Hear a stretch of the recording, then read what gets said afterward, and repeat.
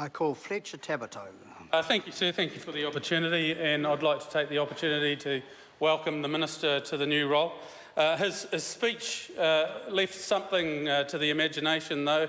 It left a lot to be desired, and really and truly. It's kind of said to us on this side of the House, what happened, Minister? Did the legislation come up too quick and all your staff had gone home? It was a 2.5-minute contribution that talked in inanities and lovely political rhetoric. It was lovely to listen to.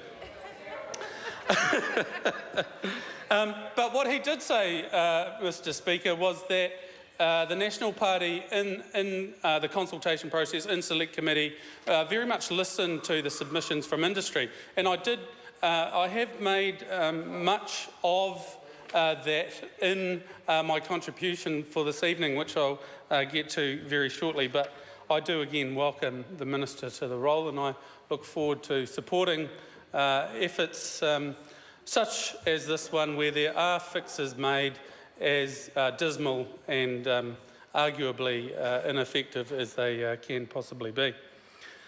I would point out to the Minister that this is a large piece of unwieldy legislation, evidenced by the fact that since Select Committee we have had alterations, I'm not going to grab the piece of paper, but alterations almost as large as the original bill itself. The SOPs have been huge, they have been vast, and they have been highly technical, and they have not necessarily been in response to all of the submissions from those who took time out to provide clarity around what could work and what's not going to work with this legislation. So there's been a big amount of change, and it hasn't really, it hasn't gone back to industry for consultation, and so it sits heavily on this side of the House to work through those changes, to work through the permutations and try and reconcile them with the stated objectives of making it easier for business around tax and encouraging research and development through those credits. We get there. New Zealand First acknowledges we get there with this legislation, but it certainly does not go anywhere near far enough. What we've also been saying, Mr. Speaker, is that from the very beginning of the process, in the main we support what the government is trying to achieve, but the reality is what we've been seeing from these post-Select Committee submissions is so much alteration, and in support and in conjunction with that at the same time, we saw industry say to the Minister, say to the Select Committee, actually what you need to do is get this legislation, draft legislation, out a lot quicker to industry.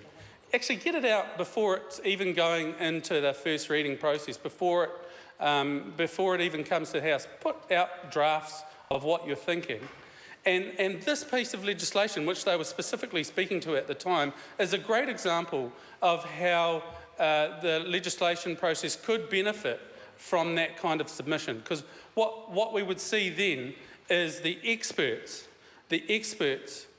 go through, like I said, the permutations of this incredibly complicated legislation. They're working with it every day, and they are willing to come back to the government and say, you haven't thought this part through, this may work, this will work only so far as, and it relies, they were willing to come back with real contributions in terms of making legislation meaningful and doing what it intended to do from the outset. So we have these stated objectives in terms of what the legislation is trying to achieve.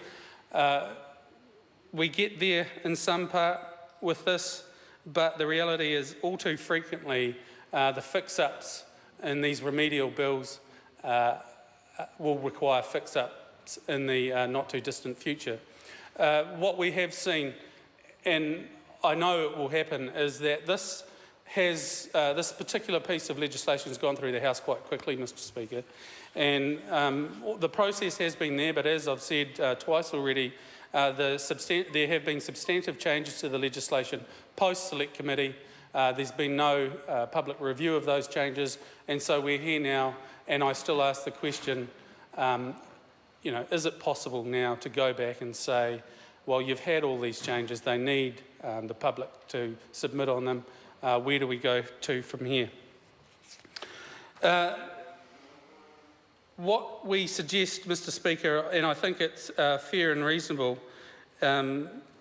examples being borne out all too often from tax experts, is more of a comprehensive analysis from the government in terms of the unintended consequences. There were some submissions on this, although they were positive in the main. Some of the submissions pointed out that actually what we will find if these fixes aren't doing what they're supposed to do will actually be counterproductive, add to the level of complexity, and actually create the complete opposite of the intended consequence of the objective stated. And that was submission on this piece of legislation. What I would further suggest is that it's really not unreasonable to ask for the IRD to go back and reflect post-implementation and to review what has been undertaken in, say, 5 years' time.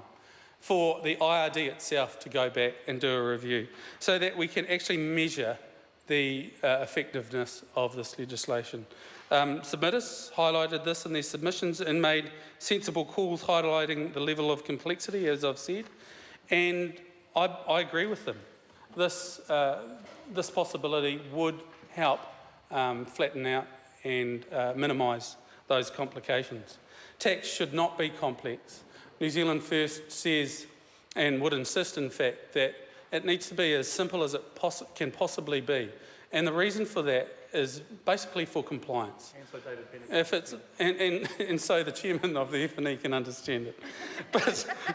But if it is simple, compliance is high, and businesses will struggle to either avoid or evade their tax obligations.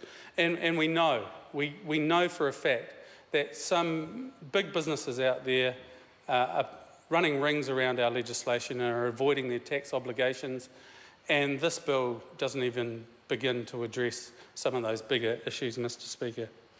I do want to point out that in some parts this is not even a remedial bill. New Zealand First is highly concerned that this government and this minister have taken the opportunity to make substantive changes to the child support reform.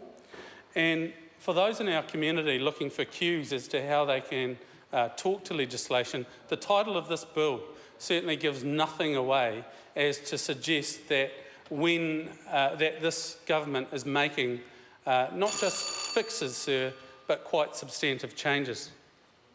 I want to point out for Kiwi business, it's been said on this side of the House quite emphatically, so I'll add New Zealand's voice to that the R&D development tax losses section fails. It does actually fail to achieve its objective. It doesn't go far enough for Kiwi businesses. So they are looking at high upfront costs in terms of trying to comply in order to gain those credits, in terms of timeliness and making the claims so that they benefit from the credits. There's a big lag there, sir, and it's incredibly complex, it's costly, and there's a huge disincentive to not even bother. Mr Speaker, New Zealand First supports the stated intent of this bill, and as I said at the start, actually we agree that it does go some way to achieving what it says it intends to do. We don't think it goes far enough. It sounds like the entire side of this House doesn't think it goes far enough, but it does go some way. So, Mr Speaker, New Zealand First does support this legislation, but we hope that the Minister will take on our earnest suggestions in terms of reflection and working through complex tax legislation. Thank you, sir.